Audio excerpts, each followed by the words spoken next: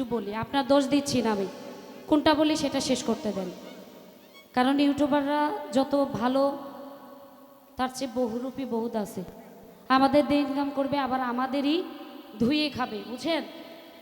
আপনি যে কথা বলছেন, আমি 3টা গান করে বাহিরে গেছি, যখন দেখলাম অডিয়েন্স নাই, আমি যার মাধ্যমে আসছি সব টাকা আপনি দিচ্ছেন, ওকে ফাইন, কমিটিও আপনি, টাকাও আপনার, প্রোগ্রামও আপনার, আমার কিন্তু একটা মাধ্যম আছে না, মাধ্যম দিয়ে আসছি না আমি, তার কাছে আমি আর্জি রাখছি যে অডিয়েন্স নাই কি করবো আপনি বলেন।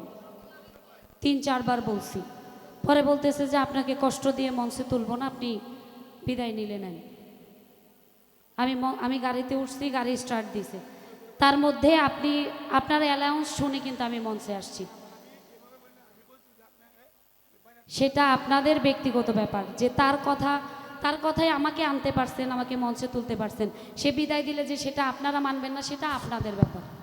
কিন্তু আমি তো আমার মাধ্যমে আসছি, আমি তাকে চিনি, তার কথাই রেখেছি আমি, সে আমার কথা রাখছে, পাবলিক 10টা পর্যন্ত গান শোনান, শুনবে, কোনো সমস্যা নেই।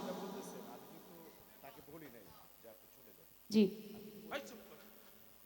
ঠিক আছে, বাদ দেন, আমরা মঞ্চ খালি করি, গানে যাব, যান। বাবা, আপনার ভক্ত আমরা, আপনার গানে আমাদের কাছে ভাল লাগে, এই বিদায় আপনাকে মনে করেন যে আবার এখান থেকে এনেছি, আপনার মনে কোনো কষ্ট নেন না, আল্লাহর হস্তে আমাদেরকে 2টা গান শোনায় যান।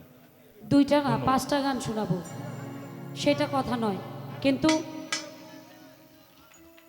রুলসটা কেমন হয়ে গেল না বিষয়টা, আমি তাকে চিনে তার কথাই নিয়ে আসলাম শিল্পী, সে একটা ডিসিশন নিল বা একটা কিছু করলো, সেটা বুঝের মাধ্যমে করা উচিত ছিল।